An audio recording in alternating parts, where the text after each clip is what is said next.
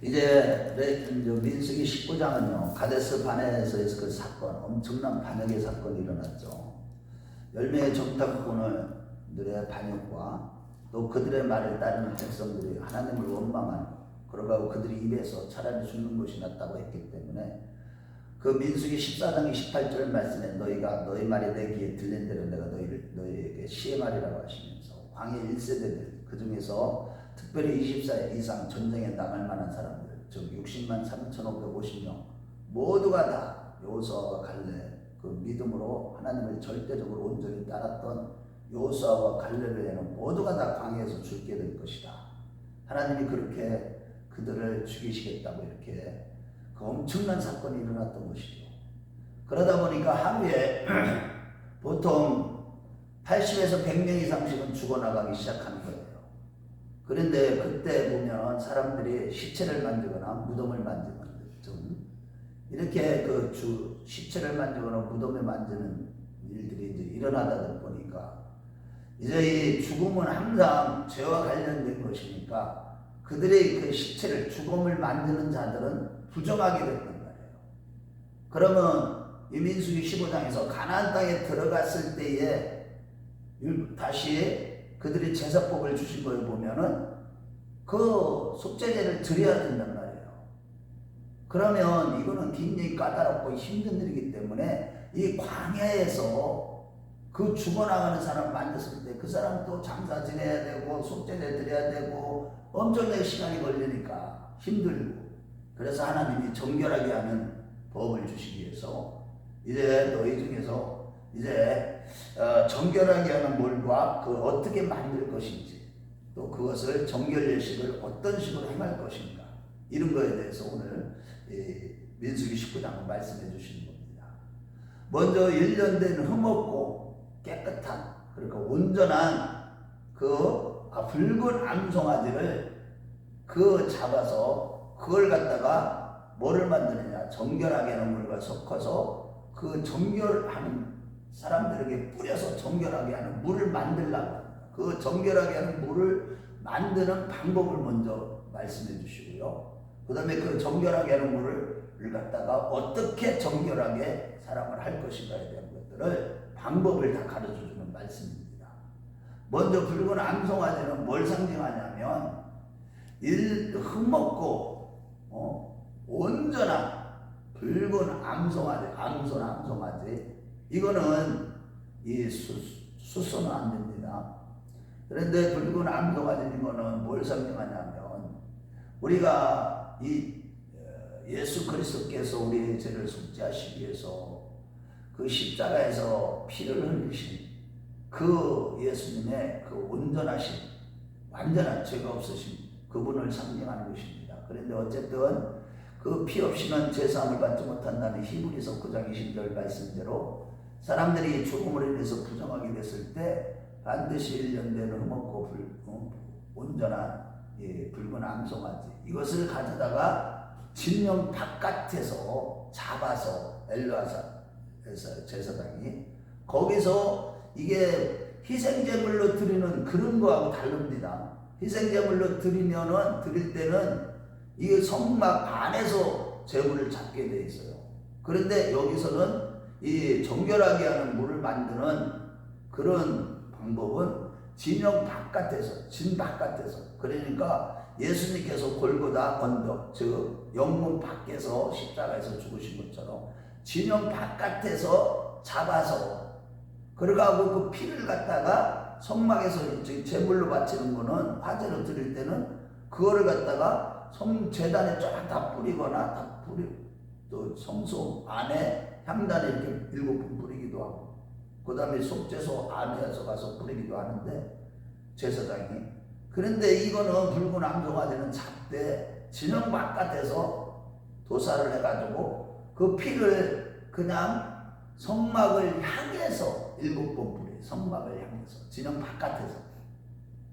그러니까 그 잡은 거를 갖다가 이제 태우는데 어떻게 태우느냐면, 이 태울 때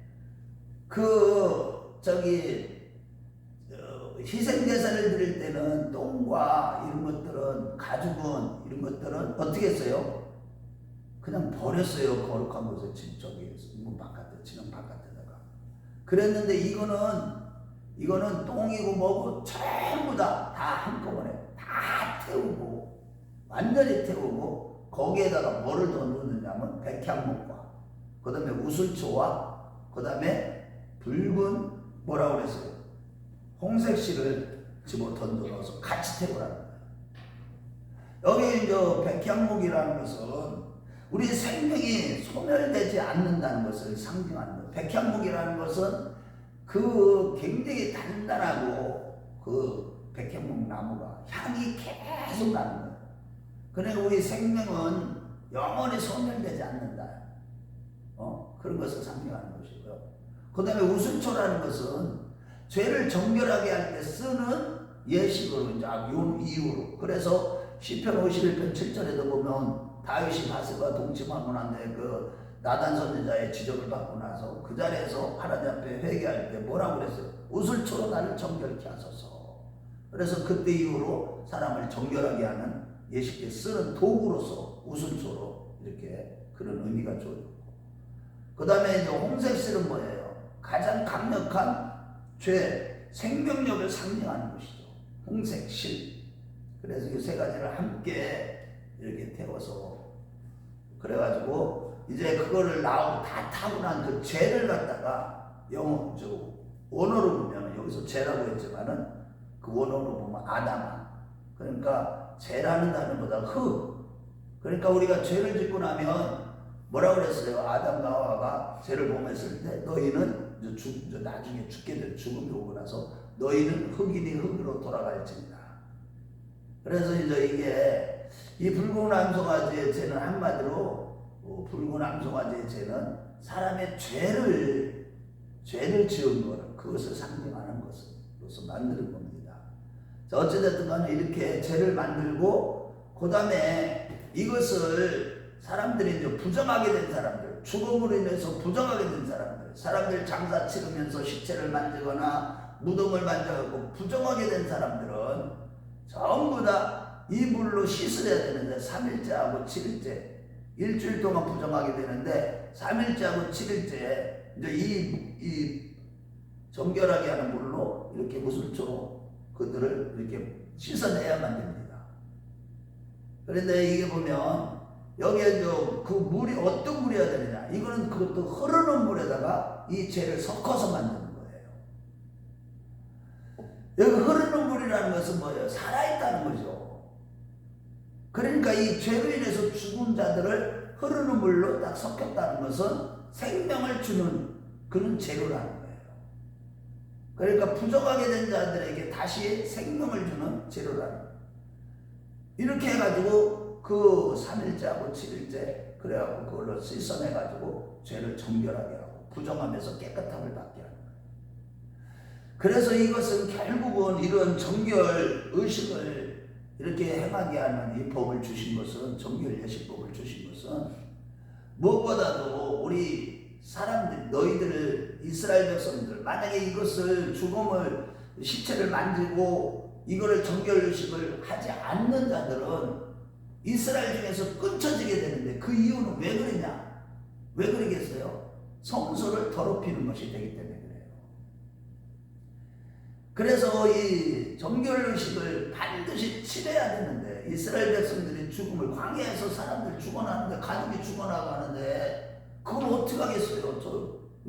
그 가족들이 20세 이상 전쟁에 나갈 만한 사람들 가장 건장한 사람들이 죽어나가기 시작하는데 그런데 가족들이 해야 될 거 출애굽 2세대들하고 그 다음에 그 부모들 세대들 그 어른들이 그들을 시체를 다 정리해야 될 거 아니에요.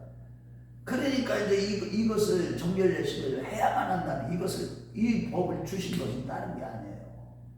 너희들은 죄에 대해서 민감한 자들이 돼야 된다.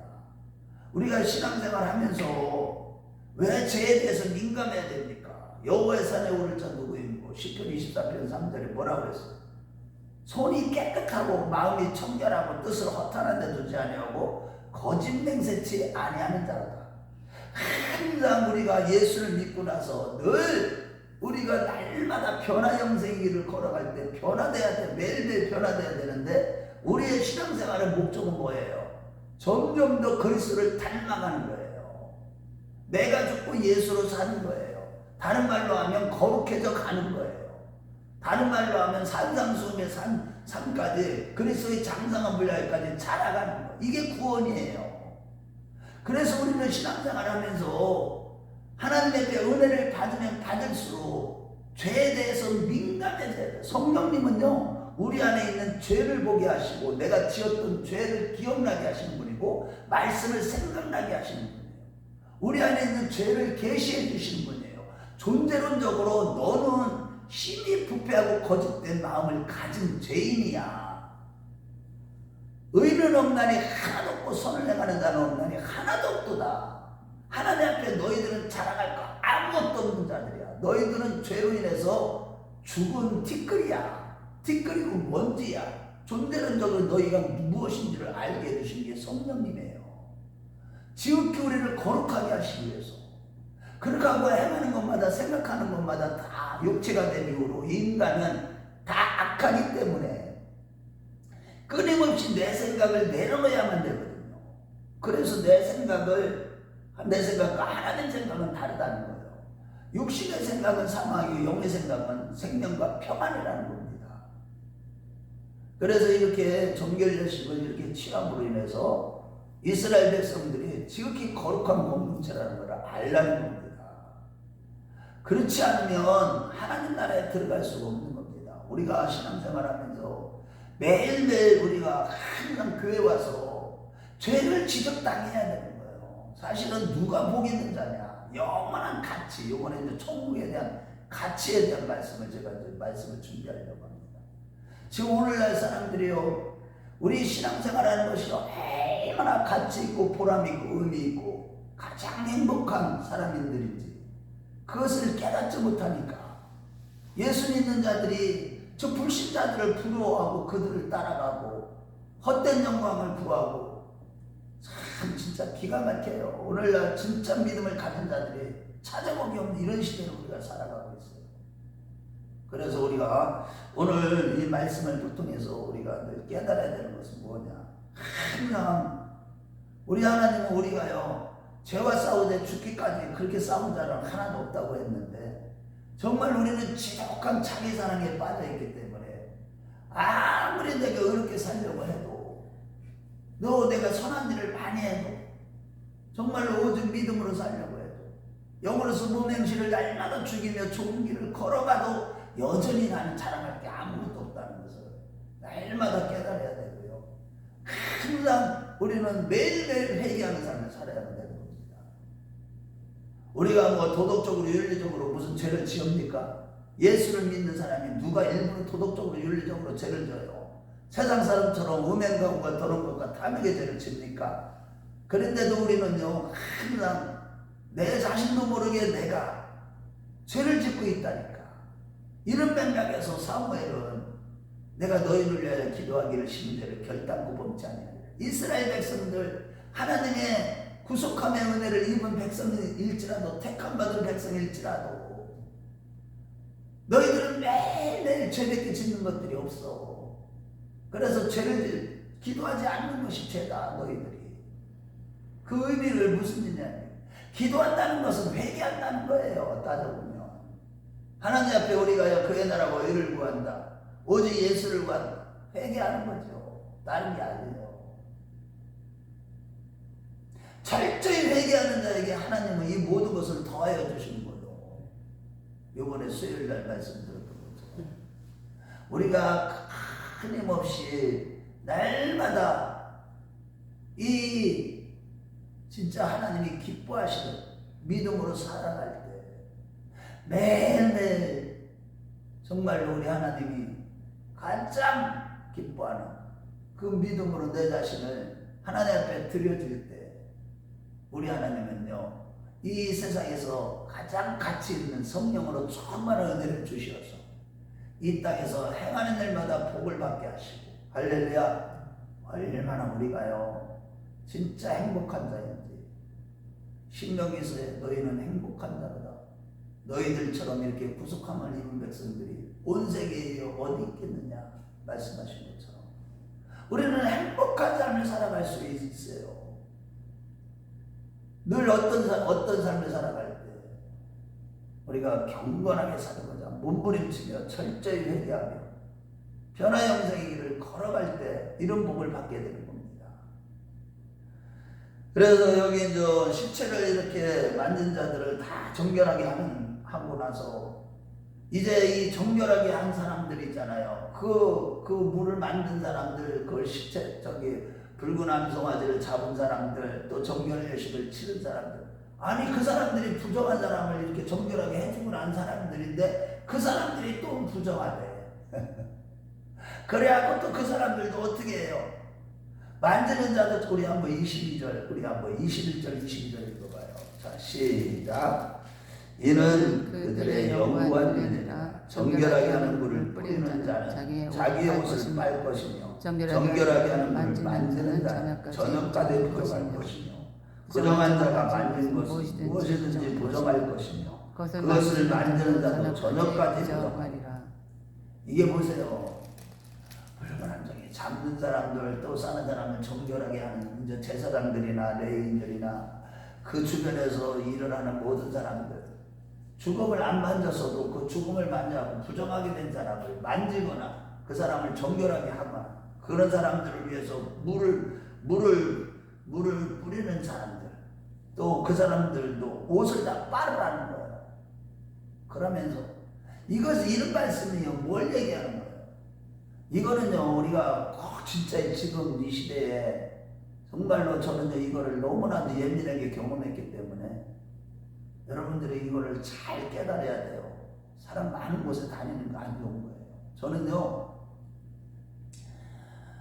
진짜 우리가 이게 진짜 거룩하지 못한 사람들, 불신자들, 그 다음에 불신자들 중에서 죄를 많이 듣는 자들, 교회를 다니면서도 죄 많이 듣는 사람들, 이런 사람들하고는요 될 수 있으면 말을 많이 섞으면 안 돼요. 자기 자신이 영적으로 딱 장막을 딱 쳐야 됩니다. 사실은 보혈의피를 딱 세워야 돼. 중간에 그 세력들이요 다 말하는 가운데 접촉하면요 몸을 만지거나 접촉하면 말로 다 이 관계를 맺어버리면 그 세력이 이렇게 와요. 음란한 사람하고 계속 말하다 보면 음란한 말을 들으면 그 사람의 음란의 영이 우리 안에 쏙 들어와 버려요. 그래서 이게 죄에 대한 전염성이에요. 이게 얼마나 예민한지 이런 것들을 이런 원리가 무슨 원리인지를 깨달으라는 거예요.